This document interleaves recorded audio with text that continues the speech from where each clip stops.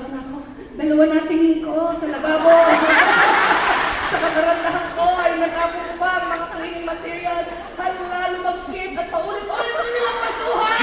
Ito! Hallelujah. 5 beses ko kinulit, malampasan ng balkonahe. Walang alam si PB.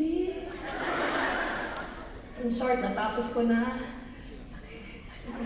Manhid na ang aking balikat. Manhid na ang aking palad. Parang nangapal sa 4 na oras. Kaya pala pag kinakamayan ko ang iba sa inyo, you know, when I shake hands with some of you need like some moisturizer. And you know, life is tough. I said, wow, this is something new. I want to try, Lord. I want to identify how they feel. And I did that, and you know, I just felt that God was just smiling at me that time. Sabi niya, ikaw, dahil mong alam eh, sige, subukan mo. Kala mo madali! That's why when you tell me now, as a PH, I'm very, very tired. Oh my goodness, I felt like I'm very, very tired too, just by hearing your story. Na kapag nagpa-party si ma'am, nagpamadyong si sir, hapon bang gabi rin kayong nag-aayos sa mga kusina. Alam ko yan.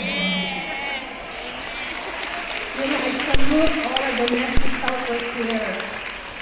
You know, I just can't imagine how you sacrifice leaving your family at para magkuskus ng mga banyo ng may banyo, alagaan ng mga anak na hindi nyo naman anak.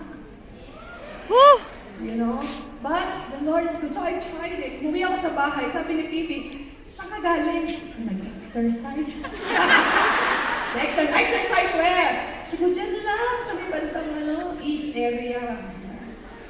Dahil ko tinawag mga bilis. Hindi niya nakita. Bumili ako ng fish.